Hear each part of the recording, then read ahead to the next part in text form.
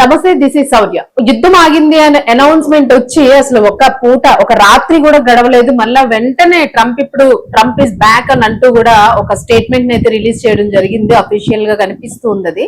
So దీనికి సంబంధించి మళ్ళీ ఇరాన్ మీద డైరెక్ట్ గానే యుద్ధానికి దిగుతాము, ఇది ఆగే ప్రసక్తే లేదు అని చెప్పేసి, ఇంకా అంటే దాన్ని మరింత స్పీడప్ చేస్తున్నాం, సైన్యాన్ని మొత్తం సిద్ధం చేశాము అని.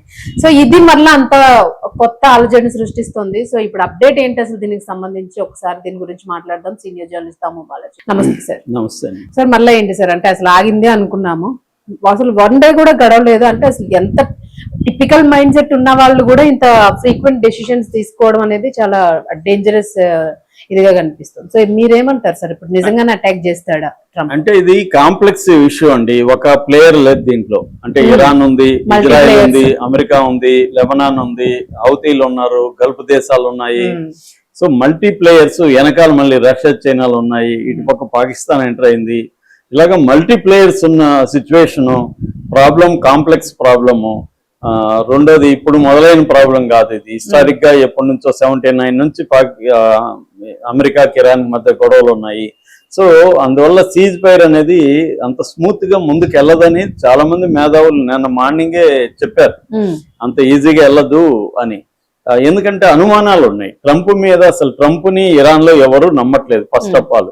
ఎందుకంటే అతని మాట ఆల్రెడీ 2 సార్లు నమ్మి వాళ్ళు మోసపోయారు. 2 సార్లు, లాస్ట్ జూన్ లోను, ఇప్పుడు ఫిబ్రవరిలోను 2 సార్లు చర్చల మధ్యలోనే అమెరికా గాని ఇజ్రాయెల్ గాని ఇరాన్ అటాక్ చేశాయి.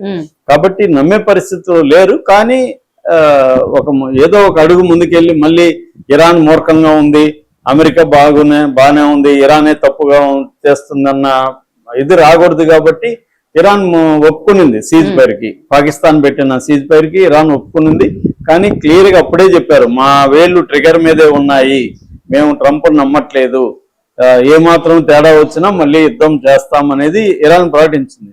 దానికి తగినట్టే కొన్ని గంటలు గడవక ముందే ఇజ్రాయెల్ లెబనాన్ మీద ఎప్పుడూ చేయనంత పెద్ద అటాక్ చేసి 10 నిమిషాల్లో 100 చోట్ల బాంబులేసి ప్రజల మీద, ఊరేగింపుల మీద, చివరికి ఒకరు చనిపోతే అంత్యక్రియలు జరుగుతుంటే అంత్యక్రియల ఊరేగింపు మీద కూడా బాంబులేసి 254 మంది చనిపోయారు, 1165 మంది గాయపడ్డారు నిన్న ఒక్కరోజే, అది కూడా 10 నిమిషాల వ్యవధిలో. సో క్లియర్ గా ఏంటంటే ఈ సీజ్ ఫైర్ అనేది ఇటు ఇజ్రాయెల్కి ఇష్టం లేదు. అమెరికా ఎట్లా బయటపడాలో అమెరికాకి తెలియట్లేదు దీని నుంచి. ఇజ్రాయెల్ ఒప్పుకోదు, ఇజ్రాయెల్ ఒప్పుకోకుండా లెబనాన్ మీద అటాక్ చేస్తుంటే ఇరాన్ ఒప్పుకోదు. మరి ఇరాన్ ఒప్పుకోకపోతే యుద్ధం మళ్ళీ చేయాలా? మళ్ళీ చేస్తే ఆల్రెడీ అమెరికాలో వ్యతిరేకత ఉంది, ట్రంప్కు వ్యతిరేకత ఉంది. సో ఇది ఒక కాంప్లెక్స్ సిచ్యువేషన్ ఉంది. సో ఇప్పుడు ఇజ్రాయెల్ పాయింట్ ఆఫ్ వ్యూలో ఏంటి, లేక అమెరికా ఇప్పుడు యుద్ధంలో 20 ఏళ్ళుగా ట్రై చేస్తుంటే ఫస్ట్ టైం అమెరికా ఇరాన్ మీద డైరెక్ట్ గా యుద్ధానికి ఒప్పుకునింది. ఇప్పుడు మనం సీజ్ ఫైర్ ఇచ్చి మళ్ళీ ఇరాన్ బలపడుతుంది, మళ్ళీ అమెరికా యుద్ధానికి వస్తుందో రాదో, ఇదే అదను ఇప్పుడే కొట్టాలా అనేది ఇజ్రాయెల్. ఇరాన్కి ఏంటి, వీళ్ళు ప్రతిసారి మనం చర్చలు పోతున్నాము, మళ్ళీ మనల్ని మోసం చేసి అటాక్ చేస్తున్నారు, మళ్ళీ చర్చలు అంటే నమ్మలేము, మళ్ళీ చర్చలకు పోతే మళ్ళీ అటాక్ చేస్తారు. కాబట్టి మనం ఈసారి మోసపోకూడదు, ఒక పర్మనెంట్ సొల్యూషన్ వచ్చే వరకు మనం వెళ్ళకూడదు. ఇప్పుడు మనకు అనుకోకుండా ఒక పెద్ద న్యూక్లియర్ బాంబు లాంటి ఆయుధం దొరికింది, హార్మూజ్ జలసింది, దీన్ని ఇప్పుడు వదిలేస్తే మళ్ళీ మనకి ఇబ్బంది అనేది ఇరాన్కు ఉంది. అమెరికా పరిస్థితి ఏంటి, అమెరికా ఇరుక్కునింది, ట్రాప్ లోకి ఇరుక్కునింది, ఇజ్రాయెల్ ట్రాప్ లోకి అమెరికా ఇరుక్కునింది. అమెరికా ఊహించలేదు. అమెరికా ఏమనుకునిందంటే ఒక వెనెజులా లాగా పోతాము, అటాక్ చేస్తాము, వాళ్ళని చంపుతాము, అక్కడ మిగతా వాళ్ళు మనకి సరెండర్ అయిపోతారు, మనకి నచ్చిన వాళ్ళని అక్కడ సుప్రీం లీడర్ గా పెట్టేసి మన కంట్రోల్లో ఉంటది అనుకున్నారు వాళ్ళు. అక్కడ వెనెజులా ఎలాగైతే మన కైవసం అయిపోయిందో ఇరాన్ కూడా మన కంట్రోల్లో ఉంటది. ఈ 2 దేశాల్లో కూడా గుర్తుపెట్టుకోవాల్సింది, చైనా, వెనెజులాలో చైనా ఆయిల్ కొనేది, చైనా సంబంధాలు ఉన్నాయి. ఇరాన్ లోను 80% ఇరాన్ లో ఉండే ఆయిల్ 80% చైనానే ఉంటుంది. ఈ రెండింటినీ కూడా చైనా కట్ చేయాలనేది కూడా ఒక లక్ష్యం. ఎందుకంటే ఎకనామిక్ గా కాంపిటీషన్ ఉండేది చైనానే. అమెరికాకి చాలా విషయాల్లో దాటిపోయింది.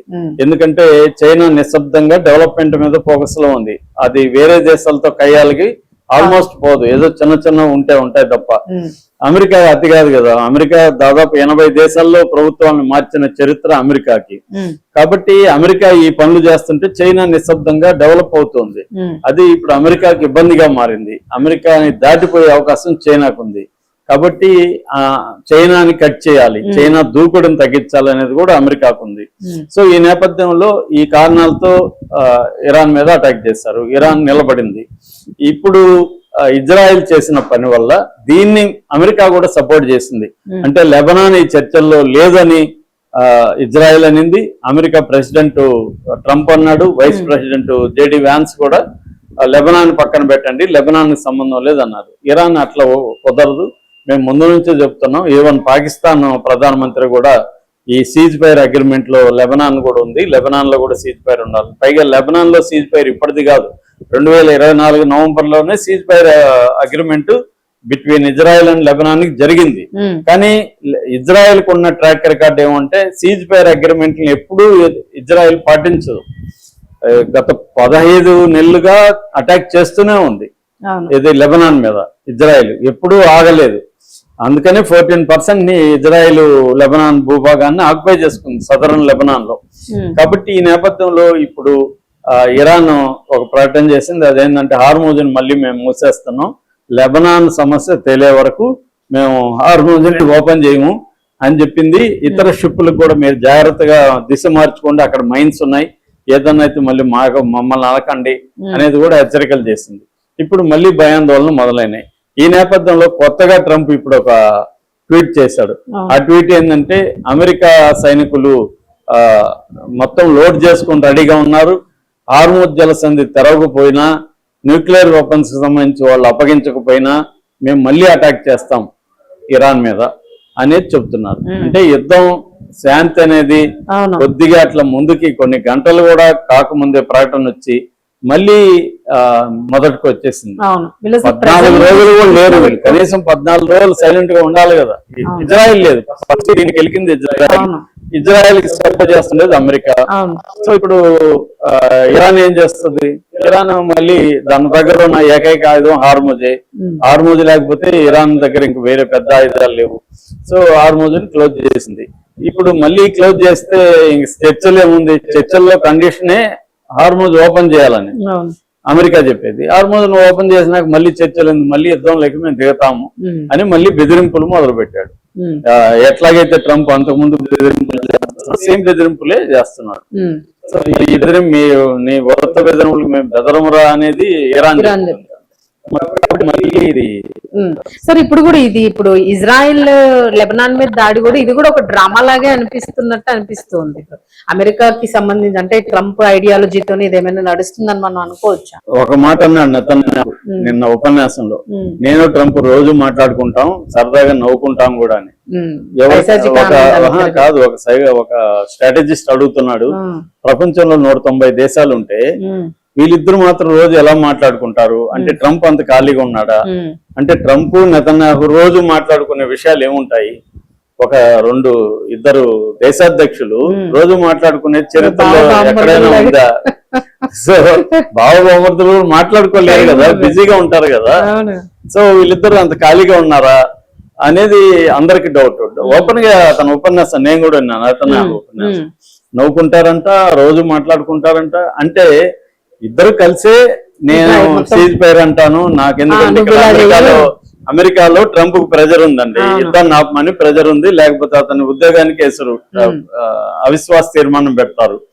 అందుకని ట్రంప్ యుద్ధాన్ని ఆపుతున్నట్టు ఒక డ్రామా, నువ్వైతే కంటిన్యూ చెయ్యి, ఇరాన్ వెళ్తాది, ఇరాన్ వెనక్కి వెళ్తాది, మళ్ళీ మనం ముందుకు వెళ్దాము, చూడు ఇరాన్ ఒప్పుకోలేదు అని చెప్పి ఇరాన్ మీద నెట్టేద్దాము అన్న ఒక స్ట్రాటజీతో వచ్చారు. ఇరాన్ కి ఇవన్నీ తెలుసు కాబట్టి ముందే చెప్పింది ఇరాన్, అరే బాబు నేను ట్రంప్ నమ్మాము అని. ఇందాక కూడా ఆయన ఎవరు మహమ్మద్ మరాండి అనే ప్రొఫెసర్, ఆయన చెప్తున్నాడు ట్రంప్ ని ఇరాన్ లో ఎవడు నమ్మట్లేదు, కాకపోతే మాకు కొంత వెసులుబాటు రావడం మా వాళ్ళకి ఆనందమే, అందుకని వీధుల్లో వచ్చి సెలబ్రేట్ చేసుకున్నారు, కానీ మేము ఎవరు ట్రంప్ నమ్మలేదు, మేము అంతా ఎక్కడ విశ్రమించలేదు. IRGC గాని సుప్రీం సెక్యూరిటీ కౌన్సిల్ కూడా